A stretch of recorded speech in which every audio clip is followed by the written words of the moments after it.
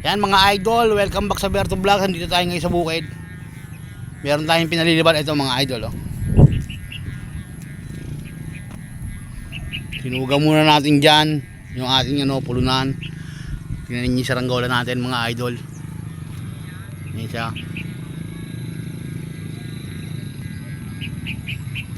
Ayan na yung bikite natin mga idol. Apakaganda naman lumipad, grabe. Nakasilaw. Quality. Matutuwa na may-ari nito mga idol. Yan, shout siya, Idol Francis. Ayun na yung bikite mo.